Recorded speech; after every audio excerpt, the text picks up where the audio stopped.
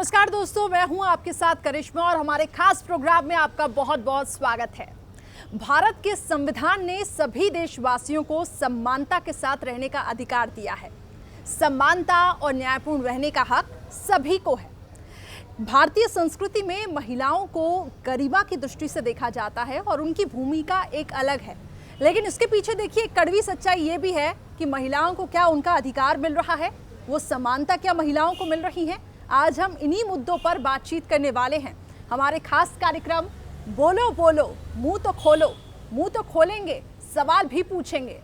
लेकिन चर्चा की हम शुरुआत करें इन सब के बीच मैं एक हाल ही में घटित मध्य प्रदेश के सियासी घटनाक्रम का भी जिक्र करना चाहूंगी, जिसमें एक महिला कैबिनेट मंत्री को डेरोगेटरी शब्द के साथ बोला गया, उनके ऊपर ये चीज़ कही गई जिसको लेकर पूरे देश में खलबली मची हुई है और ये एक डिबेटेबल इशू बन चुका। लेकिन इन सबसे इतर जो मुख्य टॉपिक और मुख्य बिंदु आज की हमारी डिबेट का ये रहेगा, वुमेन इक्वालिटी की हम बात करते हैं, महिलाओं के सम्मान की हम बात करते हैं, उनके अधिकार की बात करते हैं। क्या वो महिलाओं को मिल रहा है? ज़मीनी हकीकत क्या है? इन सभी चीज़ों पर आज हम नज़र डालेंगे, इसके हर पहलुओं पर हम बात करेंगे। कुछ एजुकेटेड फीमेल रिप्रेजेंटेटिव इस वक्त मेरे साथ हैं और इन्होंने हिम्मत दिखाई, साहस दिखाया कि हम तो बोलेंगे और हर एक चीज़ पर अपना पॉइंट ऑफ व्यू रखेंगे। तो चलिए चर्चा की शुरुआत करते हैं। सबसे पहले आफरीन, मैं आपसे ही जानना चाहूँगी, कैसे देखती हैं आप वुमेन की पोजीशन को इस वक्त?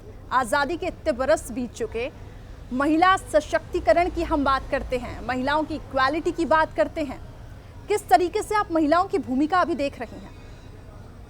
रिफॉर्म्स हैं, मोटिव भी है, बट इम्प्लीमेंटेशन बहुत दिक्कत वाली बात हो जाती है। क्योंकि जब आप रिप्रेजेंटेशन की बात करते हो या कि वो कैसे मेन प्लेटफॉर्म पे आ पाए, उस चीज़ का बहुत स्ट्रगल है। तो वो चीज़ बहुत डिफ़िकल्ट हो जाती है और वो सदियों से चली आई है, ठीक है, बट स्ट्रगल अभी भी है। जस्ट बिकॉज इतने साल बढ़ गए हैं, इतने साल हो गए हैं और मॉडर्न वेस्टर्नाइजेशन हो गया है, मॉडर्न से सोसाइटी से हम बहुत इन्फ्लुएंस हो गए हैं, बट स्टिल स्ट्रगल है, स्ट्रगल एग्जिस्ट करता है। आप ये कहना चाह रही हैं उसका क्रियान्वयन ठीक तरीके से नहीं हो रहा है और यही वजह है कि अब तक हम संघर्ष ही कर रहे हैं। कुछ रिफॉर्म्स बहुत अच्छे हैं जो जैसे स्कॉलरशिप्स देते हैं मेरिट बेसिस पे या मॉनेटरी फंड प्रोवाइड करते हैं लड़कियों के लिए, वो एक अलग चीज़ है। बट दूसरी भी चीज़ें हैं जो एक इम्प्लीमेंटेशन होना चाहिए। कुछ एक साइड है जो बहुत अच्छा जा रहा है और दूसरी साइड है जिसमें चाहिए कि हमें इम्प्लीमेंटेशन और रिफॉर्म्स और चाहिए। सिर्फ टेबल पे ना रह जाए कि वो एक फॉर्म और बिल बन गया, उसके बाद उसका कुछ हुआ नहीं। यानी जमीन पर काम होना चाहिए, बजाय कि आप सिर्फ टिप्पणी कागजातों पर काम कर रहे हैं। आप क्या अपनी टिप्पणी रखेंगी महिलाओं की भूमिका को लेकर? इस वक्त कैसे देखती हैं आप भारत की महिलाओं को? क्या उतनी ही सशक्त हैं और उतनी ही इक्वालिटी उन्हें मिल रही है? जैसा आफरीन ने कहा कि कैसे प्रोग्रेस हुई है थोड़ी बहुत, मैं इस बात से सहमति रखती हूँ। पर हमें देखना होगा कि जो इम्प्लीमेंटेशन वाली बात है वो अभी भी नहीं आ पाई है। बहुत हिस्सों में, बहुत दूर दराज के गांव जो हैं, जैसे मैं एक इंटर्नशिप के लिए गांव में गई थी जहाँ की एक सरपंच जो थी वो एक महिला थी, पर सारी की सारी जो पावर थी वो उस सरपंच महिला के पति के पास थी। और गांव में सारे जो मेजर डिसीजन लिए जाते थे वो उसके पति द्वारा लिए जाते थे। ऐसे ही उसी गांव में क्योंकि प्रॉपर टॉयलेट्स नहीं थे तो बच्चियाँ स्कूल नहीं जा पाती थी या फिर उनको कुछ समय बाद स्कूल छोड़ना पड़ता था। तो ये सारी बहुत मेजर इश्यूज़ हैं, बहुत बर्निंग इश्यूज़ हैं जिन पर काम करना ज़रूरी है ताकि महिलाएं जो हैं बहुत शुरुआती स्तर से एम्पावर हो सके। बिल्कुल, यानी कि आप कहना चाहती हैं कि भेदभाव अभी भी हो रहा है एक पुरुष में, एक महिला में, और ये एक ज्वलंत मुद्दा है, जैसा कि आप कह रही हैं एक बर्निंग इशू है। आप क्या कहेंगी इसको लेकर? महिला की अगर हम बात करें, डिग्निटी की बात करें, क्या आपको लगता है कि वो डिग्निटी अभी भी बनी हुई है? क्या उस समानता के साथ महिला को देखा जा रहा है? ये जो लड़ाई है वो लड़ाई पहले पार्टिसिपेशन की है, फिर इक्वालिटी की है। अगर हम इक्वल पार्टिसिपेशन देंगे फीमेल को तो हम इक्वालिटी पे आ सकते हैं।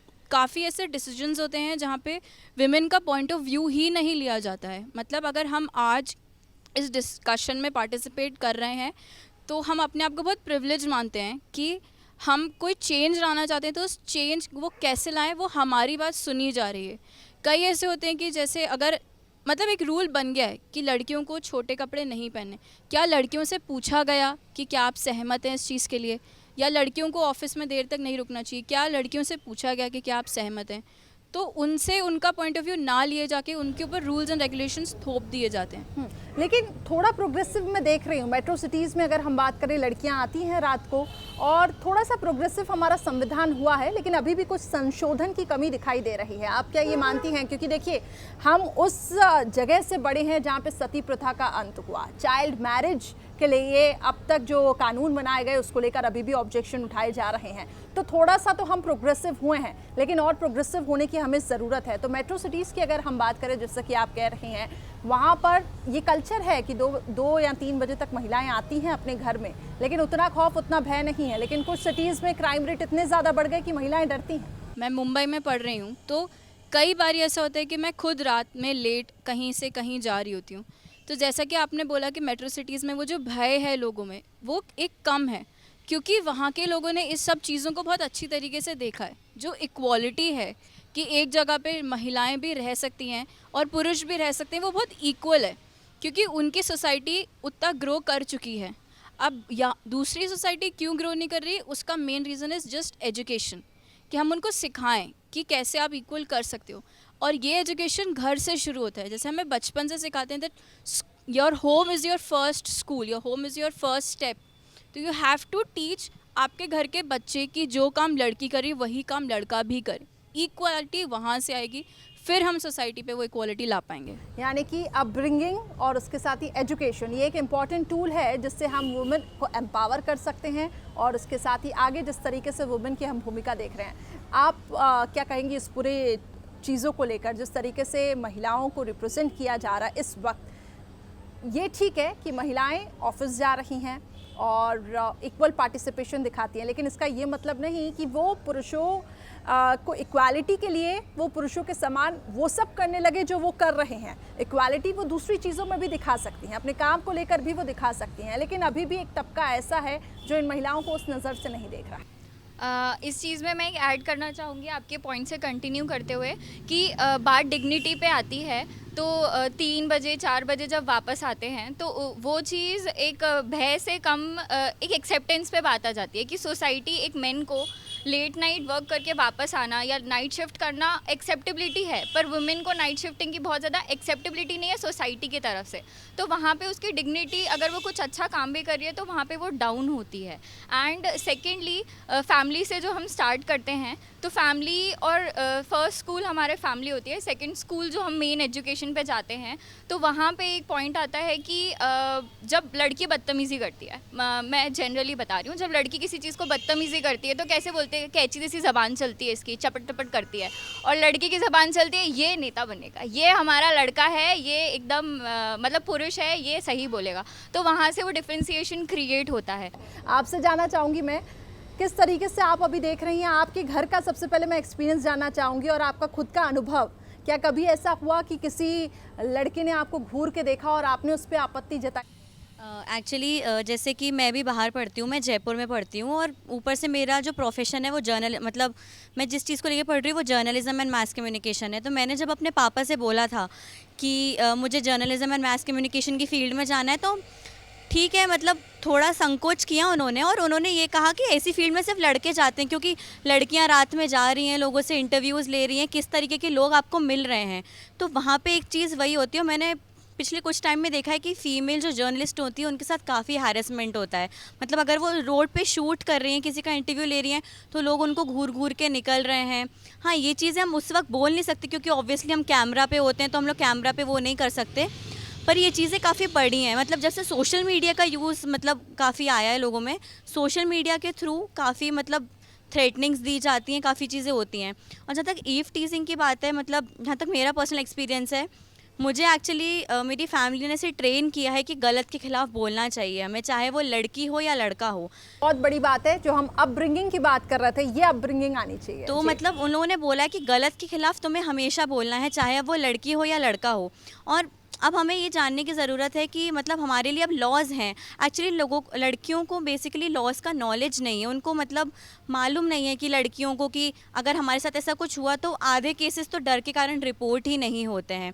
तो मतलब ये एक चीज़ की बहुत ज़रूरत है कि हमें मतलब एजुकेट करना चाहिए कि तुम्हारे लिए ऐसे लॉज हैं कि अगर तुम्हारे साथ ऐसा हो रहा है तो तुम आवाज़ उठाओ, पुलिस और तुम्हारी फैमिली, पूरी जनता तुम्हारे साथ खड़ी है। ऐसा नहीं है कि मतलब एक रेप केस हुआ तो हम लोग कैंडल्स लेके सिर्फ एक रेप केस के लिए निकल गए। साल में शायद 10,000 रेप केसेस होते हैं, उसमें से 1,000 पता चलते हैं और टीवी पे सिर्फ एक आता है। तो हमें बहुत ज़रूरत है लड़कियों को एजुकेट करने के लिए लॉज को लेके, और उनकी फैमिली को भी एजुकेट करने की कि आपको छुपना नहीं है, आपको खुलकर आगे आके बोलना है इन चीज़ों के बारे में। आप बताएं कुछ अपना अनुभव कि किस तरीके की चैलेंजेस आपने अभी तक फेस किए हैं। और एक और चीज़ मैं आपसे जानना चाहूँगी कि हमेशा ऐसा नहीं है कि पुरुष प्रधान देश भारत को माना जाता है, लेकिन हम ये भी देखते हैं कि भारत में जो कुछ मर्द रहते हैं, पुरुष रहते हैं, कुछ एक तबके के कारण सभी बदनाम यहाँ पे होते हैं। ठीक है, मैं यहाँ पे फेवरिज्म नहीं कर रही हूँ, लेकिन ये भी एक पहलू है, इस पे भी हमें ध्यान देना चाहिए। लेकिन और कुछ ऐसे लोग रहते हैं जो एक मिसाल साबित होते हैं, चाहे वो दोस्ती की हो, चाहे वो प्यार की हो। क्या कभी आपका इस पे क्या एक्सपीरियंस रहा है? देखिए, मेरी फैमिली ने तो हमेशा बचपन से मुझे और मेरे भाई को बिल्कुल इक्वली ट्रीट किया, कभी मतलब जेंडर बाइज नहीं रहे वो। देखिए, अब बात ये है कि नज़ारे और नज़रिए की। आज से अगर हम 10 साल पहले देखें तो नज़ारे कुछ और थे। लोगों को नॉर्मली बात में भी नहीं बोला जाता था कि महिलाओं को हम बढ़ावा देंगे आगे जाके। लेकिन आज अगर देखा जाए तो महिलाएं बढ़ चढ़कर अपने करियर फोकस्ड हैं, अपने काफ़ी जो चीज़ें हैं उनमें बढ़ चढ़कर हिस्सा लेती हैं। लेकिन नज़रिया आजकल कहीं ना कहीं वहीं बिछड़ा हुआ है। बिछड़ा कैसे कि लोग आज भी जैसे महिलाएं आगे बढ़ने की कोशिश करती हैं तो उनको पीछे रोका जाता है, उन पे टिप्पणियां कसी जाती हैं, उनको काफ़ी तरह से रोकने की कोशिश की जाती है। तो ये कई चीज़ें हैं जो बदलाव जिनमें लाना चाहिए। अब ये बदलाव एक तरह से हम सोशल मीडिया के थ्रू भी ला सकते हैं। सोशल मीडिया पे आजकल जैसे औरतें कई तरह से छाई हुई हैं, अब अपनी वो अगर सही तरह से उस पर आवाज़ उठाएं, सोशल मीडिया का इस तरह से हम सही इस्तेमाल कर सकते हैं। दूसरी चीज़ ये कि उन्हें अपना अधिकार जो उनका है उनको उसके बारे में सही जानकारी होना चाहिए। जैसे कि इन्होंने कहा कि कॉन्स्टिट्यूशन, संविधान की औरतों को सही जानकारी नहीं है कि उनके पास क्या क्या लॉज हैं, वो किस तरह से अपना स्टैंड ले सकती हैं। इन चीज़ों की उनको जानकारी होगी तो वो आगे चल के अपना खुद का स्टैंड ले सकती हैं, अपने अधिकारों के लिए लड़ सकती हैं, और ये सारी चीज़ें। चलिए, आप कुछ ऐड ऑन करना चाहते हैं?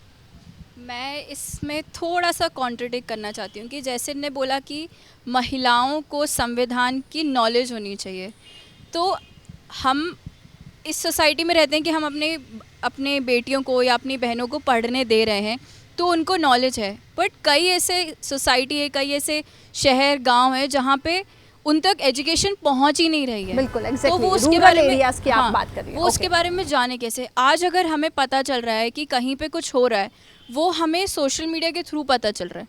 तो जो यूथ है, जो हम जैसे लोग हैं, वो चाह रहे हैं कि हम सोशल मीडिया का सही उपयोग करके लोगों तक सही बात पहुंचाएं। जो हमारी पिछड़ी हुई पीढ़ी थी, उन तक एजुकेशन पहुंच ही नहीं पा रही थी कि उनको पता चले कि अगर वो ईव टीजिंग या रेप या किसी के अगेंस्ट आवाज़ उठाएंगे तो कोई उनका सपोर्ट करेगा क्या, लॉ उनको सपोर्ट करेगा क्या। उनके दिमाग में सिर्फ ये चलता था कि सोसाइटी में उनकी बदनामी हो जाएगी। वो बताएंगे कि हम सड़क पे चल रहे थे, हमारे साथ ये चीज़ हुई।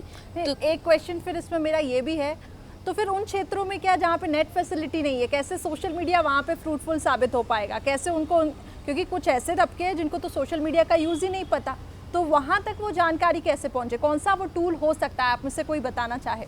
हमें आज के यूथ को, आपने कहा जैसे ऐसे कई तबके हैं जहां लोगों को सोशल मीडिया के बारे में पता भी नहीं है, वो बाकी समाज के टच में भी नहीं है, तो हम क्या कर सकते हैं? एजुकेशन एक बहुत बेसिक टूल है जो इसमें हमारी सहायता करेगा लोगों को जागरूक करने में। हम ना केवल यूथ को बल्कि बाकी पीढ़ियों को भी, हमारे से पहले की पीढ़ियों को भी, जनरेशन्स को, उन्हें अवेयर करें कि ऐसी ऐसी प्रॉब्लम्स समाज में एग्जिस्ट करती हैं। हम उन्हें एहसास दिलाएं कि हमें इस प्रॉब्लम को रिकग्नाइज़ करने की ज़रूरत है। जब तक हम रिकग्नाइज़ नहीं करेंगे कि ये प्रॉब्लम सोसाइटी में प्रेजेंट है, प्रत्यक्ष रूप से उसे नहीं दिखाएंगे, हम उसके सोल्यूशन तक कभी पहुंच ही नहीं सकते। बिल्कुल, तो एजुकेशन एक टूल है जिसके माध्यम से हम अवेयरनेस ला सकते हैं। आप कुछ कहना चाह रही थी? एक बहुत फंडामेंटल यूनिट होती है कि आप बचपन से बता के रखो कि एक बैड टच और गुड टच क्या होता है। ये एक बहुत सिंपल चीज़ है जो एक लड़की को पर पता होना चाहिए कि क्योंकि अब ऐसा होता है कि 10-10 साल 15-15 साल बाद लोग आए हैं उठ के कि हमारे साथ ऐसा हुआ था, ये चाचा मामा या घर के किसी इंसान ने किया है।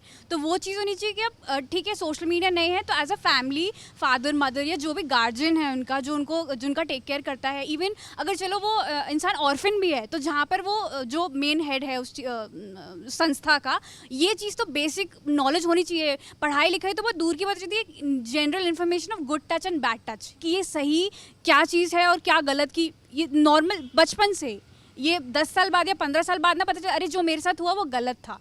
मैं आफरीन दी की बात से बिल्कुल सहमत करूंगी कि घर से ही शुरू होता है। अगर ये कहें कि एक कंप्लेन आ रही है लड़के के लिए कि इस लड़की ने छेड़ा है, घर में अगर आपस में ही वो सुलझाने की कोशिश करें और पुलिस स्टेशन ना जाना चाहें, ये सोचें कि चलिए बेइज्जती होगी या दूसरे को क्या बताना, घर पे ही वो सुलझाने आए और वहीं पे उनके पिताश्री बोलें क्या है, लड़का है, गरम खून है, क्या ही हो जाएगा। पर उस समय उसकी माँ या घर पे पिताश्री खुद ही या बड़ा भाई स्टेप ले और बोले कि नहीं ये गलत है, तो वो जाके बड़े होके रेप केस में नहीं बदलेगा। बिल्कुल।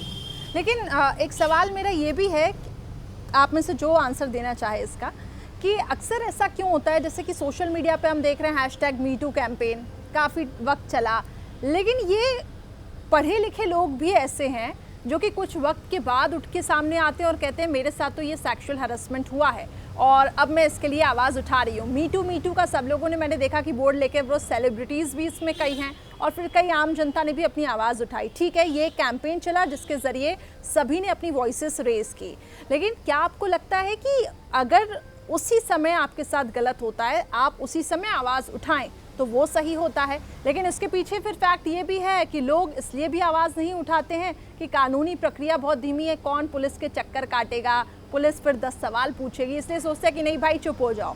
फिर देखते हैं कि एक पूरा ग्रुप उठ के सामने आ गया है और ग्रुप बोलता है मेरे साथ भी ऐसा हुआ है, मेरे साथ भी ऐसा होता है, तो फिर उसके पास एक आस जग जाती है कि हाँ अगर इनको इंसाफ मिल सकता है तो मुझे भी मिल सकता है।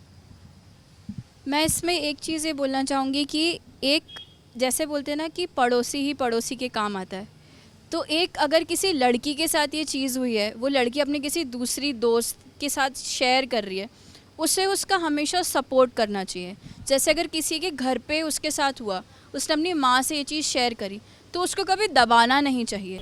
ठीक है, और वुमेन एम्पावरमेंट की बात करते हैं, जैसे आप कह रही हैं कि उसको दबाया ना जाए, ठीक है, उसको दबाया ना जाए, तो आपको लगता है कि जब किसी के साथ ऐसी तकलीफ़ होती है, उसके साथ अगर शोषण होता है, घर के कोई परिवार का सदस्य ही उसके साथ करता है, वो डर के बच्ची अपनी माँ को जाके बताती है, लेकिन माँ बोलती है कि नहीं अभी कुछ नहीं है, ये सब किसी को बताना नहीं, और वो मामला वहीं पे दब जाता है, लेकिन वो बार बार हैरेस होती रहती है वो लड़की। तो बहुत ज़रूरी है कि अगर माँ ही सशक्त हो और वो ही अगर बच्ची को ये गुण डाले, जैसे ही उसने बताया कि नहीं मम्मी मेरे साथ ऐसा हुआ है, ये गलत है, और ये माँ की रिस्पॉन्सिबिलिटी बनती है कि वो पहले तो उस गलत चीज़ को रोके और उसके बाद अपनी बेटी को उतना सशक्त बनाए। इसका बहुत अच्छा उदाहरण आपको हाईवे मूवी में मिल जाएगा। आलिया भट्ट का जो किरदार था उसके साथ ऐसा होता है, फिर वो बड़े होकर इस चीज़ को लेकर आती है। पर मुझे इस चीज़ में एक समस्या ये दिखती है कि हम सारी जिम्मेदारी जो है वो माँ के ऊपर डाल रहे हैं कि माँ जो है उसके कारण ही ऐसा हो रहा है, या उसने अपनी बच्ची को नहीं बचाया। जबकि यहाँ पर ये भी देखना ज़रूरी है कि भारतीय समाज में महिलाओं की जो स्थिति है वो किस प्रकार की है, महिला के पास कितनी ही शक्ति है। ऐसी महिला जो अपने पति पर डिपेंडेंट है उसकी सारी ज़रूरतों के लिए, ऐसी महिला जो बाहर नहीं जा सकती है काम करने के लिए क्योंकि उसको एजुकेशन नहीं मिली है, तो ऐसी स्थिति में क्या हम उस महिला के ऊपर पूरी जिम्मेदारी डाल सकते हैं कि उसने अपनी बच्ची को नहीं बचाया? तो ये रिस्पॉन्सिबिलिटी तो फिर फादर की भी हो सकती है। ये फादर की रिस्पॉन्सिबिलिटी हो सकती है और होती भी है।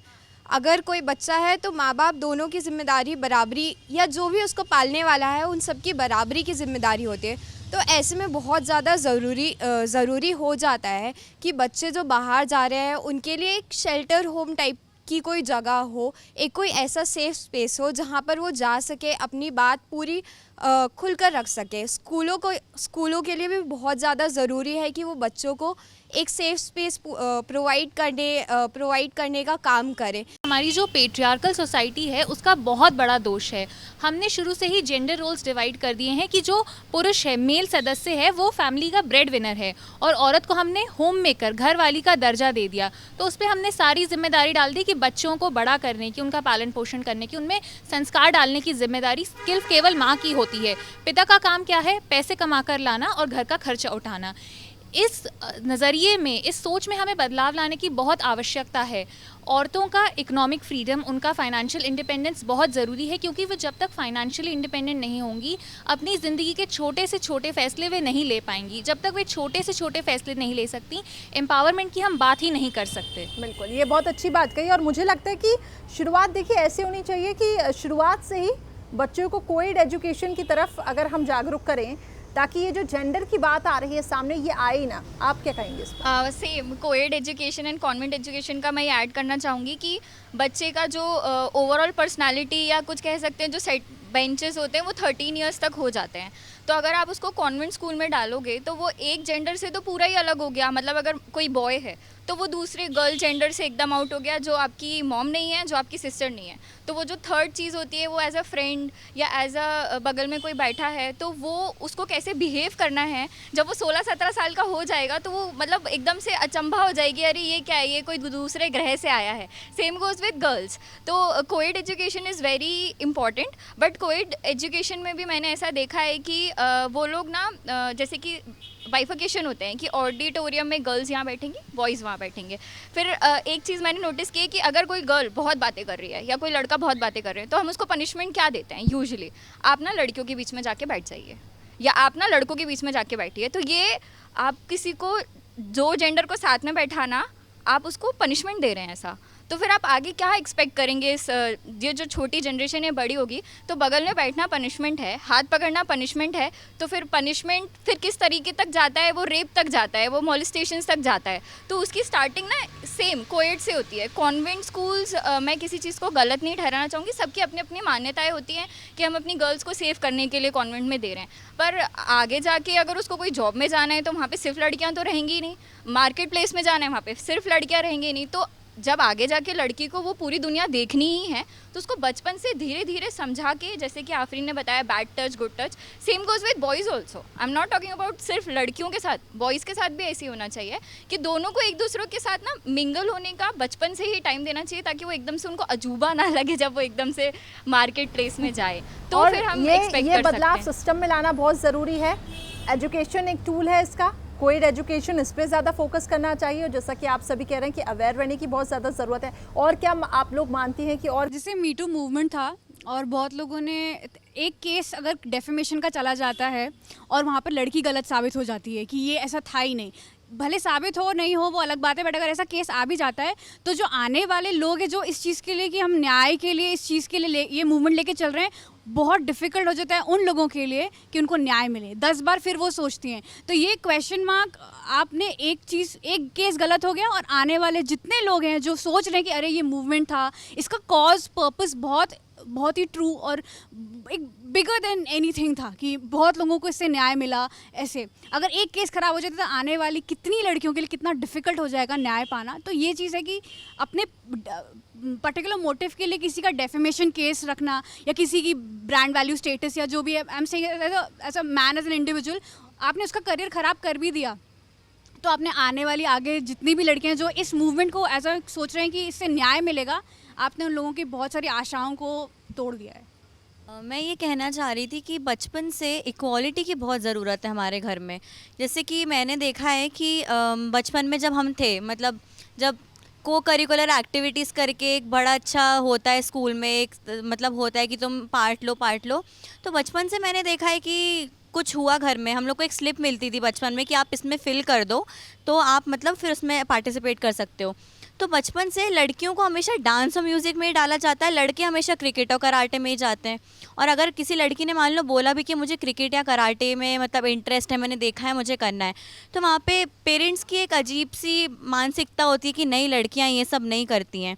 वहीं अगर लड़के, मतलब मैं लड़कों का भी इस साइड लेना चाहूँगी कि अगर लड़के बोलेंगे कि मुझे म्यूज़िक में इंटरेस्ट है, मैं करियर बनाना चाहता हूँ, ये क्या लड़कियों जैसी बातें कर रहे हो, ये सब थोड़ी ना होता है। तो एक इक्वालिटी की बहुत ज़रूरत। चलिए, तो बहुत ज़रूरी है वुमेन इक्वालिटी की तो हम बात करते हैं, लेकिन बहुत ज़रूरी है कि वुमेन एम्पावर हो। आप एक छोटा सा मैं चाहूँगी कि आप सब लोग रिएक्शन दें और उसके बाद हम इस चर्चा को यहीं पर एंड करेंगे, लेकिन इस चीज़ के साथ कि हम आगे भी अपनी आवाज़ उठाएंगे अगर हमारे साथ गलत होता है। आप लोग आज आवाज़ बनी है बंसल न्यूज़ के माध्यम से। हम उन सभी लड़कियों को ये मैसेज पहुंचाना चाहते हैं कि देखिए, अगर आपके साथ गलत हो रहा है, आवाज़ उठाएं। वुमेन इक्वालिटी की तो हम बात करते हैं, कानून तो सख्त बना दिए जाते हैं, लेकिन मानसिकता अभी भी बहुत पीछे है। अगर मानसिकता सोच सुधरेगी तभी ही आप महिलाओं को वो इज्जत, वो महिलाओं को वो संस्कार और इसके साथ ही महिलाओं को वो आदर सम्मान आप दे पाएंगे। भले ही बहुत छोटा सा मैंने एक्सपीरियंस करा होगा कुछ भी, तो मैं ये बोलना चाहूँगी कि आज मेरे पास अगर एक भी लड़की आती है कोई प्रॉब्लम लेके, मैं उसका हमेशा सपोर्ट करना चाहूँगी और उसको बोलूँगी कि तुम और 4 लड़कियों का सपोर्ट करो या 4 लड़कों का सपोर्ट करो। और ये यहाँ पे ये चीज़ बताती है कि महिला की दोस्त हो सकती है और उसकी मदद कर सकती है। आप क्या कहना चाहेंगे? देखिए, एक नारी जब सशक्त होती है वो दूसरी नारी को करती है, इससे ही पूरा समाज फिर सशक्त होता है। चीज़ ये है कि हमें घर से जो जेंडर की बेड़ियां हैं उनको पहले तोड़ना होगा। बिल्कुल, घर वालों को ये चीज़ें छोटी छोटी चीज़ों से इंट्रोड्यूस करवाना होगा। दूसरी चीज़ तो ये घर वालों के लिए भी इम्पोर्टेंट मैसेज है। आपके पेरेंट्स भी इस वक्त सुन रहे होंगे कि जेंडर घर से ही तोड़िए, घर से ये स्टार्ट करना होगा कि जेंडर की जो बेड़ियां हैं उनको तोड़ना होगा। हाँ। दूसरी चीज़ ये कि महिलाओं को आत्मनिर्भर होना बहुत ज़रूरी है। बिल्कुल, उनको मतलब फाइनेंशियली इंडिपेंडेंट होना ज़रूरी है। तीसरी चीज़ ये कि एक सरकार के द्वारा नीतियाँ चलाई जाती हैं, नीतियों पे हमें अपना पूर्ण सहयोग देना होगा और उनको पूरा परिणाम तक पहुंचाना। बिल्कुल, यानी कि सरकार ने नीतियाँ तो चला दी, लेकिन ये भी बहुत ज़रूरी है कि उसका क्रियान्वयन, इम्प्लीमेंटेशन ठीक तरीके से हो। संक्षिप्त में अपनी बात रखिएगा। मैं ये कहना चाहती हूँ कि अगर आप अपने आसपास कुछ भी गलत होते हुए देखते हैं किसी भी महिला या लड़की के साथ, तो अपनी आवाज़ को दबने मत दीजिए, उसकी जाके हेल्प करिए। हमारे आसपास ऐसी बहुत सी, मतलब सड़क पे छेड़खानी हो रही है, आसपास लोग खड़े होकर देख रहे हैं, लेकिन उस लड़की की जाके कोई हेल्प नहीं कर रहा है। तो मैं ये कहना चाहती हूँ कि अगर आपके आसपास कहीं भी कुछ भी गलत हो रहा हो तो उसके खिलाफ आवाज़ उठाइए, और एक अकेली महिला या अकेली लड़की है तो उसकी हेल्प ज़रूर करिए। बिल्कुल, और तभी हमने इस प्रोग्राम का नाम रखा है बोलो बोलो मुंह तो खोलो और अपने लिए लड़ो। और कोई?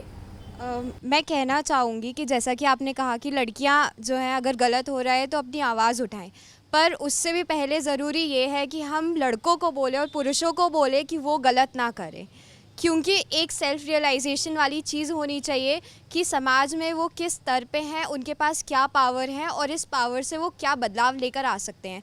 तो लड़कियों से भी पहले ये ज़रूरी है कि हम लड़कों को शिक्षित करें। बोलो बोलो मुंह तो खोलो, तो आपको मुंह खोलना इसलिए ज़रूरी है बिकॉज अगर आप मुंह नहीं खोल रहे हैं तो आप सामने वाले को बढ़ावा दे रहे हैं कि वो आपके साथ वो फिर से कर सकता है या वो किसी और के साथ, आप उसको मतलब आप उस चीज़ को एक्सेप्ट कर ले रहे हैं अगर आप बोल नहीं रहे करा सकते। हाँ, तो इसलिए आपको मुंह खोलना अपने लिए भी ज़रूरी है और दूसरी औरतों के लिए भी ज़रूरी है। जैसा कि मल्लिका ने कहा था, हमें सिर्फ इस बात पे फोकस नहीं करना है कि हम महिलाओं को एम्पावर करें, उन्हें सशक्त करें, साथ ही साथ हमें इस बात पे भी गौर करना चाहिए कि हम पुरुषों को ये बात सिखाएं कि महिलाएं उनके समान ही हैं, हमें दोनों को समान अधिकार देने ही चाहिए। चलिए, तो ये कुछ यहाँ पे सजेशन थे, सुझाव थे, और हमारी पूरी कोशिश थी कि उन महिलाओं को संदेश देने की कि प्लीज़ आप अपनी बात रखें। अगर आपके साथ कुछ गलत हो रहा है तो उसके लिए आपत्ति ज़रूर जताएं। महिलाओं को एक कॉमोडिटी की तरह न देखें, कोई वस्तु नहीं है वो, उनको सम्मान अधिकार दें। और ख़ास तौर से वो लड़कियाँ जो स्कूल जाती हैं, कॉलेज जाती हैं और उनके साथ छोटी मोटी भी अगर घटनाएं होती हैं, छेड़खानी भी होती हैं, अगर वो उसको इग्नोर करती हैं तो वो इसको बढ़ावा दे रही हैं, फिर इसके पीछे वही जिम्मेदार है। इसलिए अपना मुंह खोलिए और उसका मुंह बंद कराइए। तो चलिए, इस कार्यक्रम के माध्यम से हमारा यही संदेश था। आप देखते रहिए हमारा ये कार्यक्रम। कोशिश यही थी बंसल न्यूज़ के माध्यम से कि महिलाओं को सशक्त करें। एक छोटी सी कोशिश अगर कहीं ना कहीं आप में बदलाव लाती है तो ये हमारे लिए सफलता होगी। बहुत बहुत शुक्रिया आप सभी का। अपना बहुत बहुत ध्यान रखें। मुझे दीजिए इजाज़त। नमस्कार।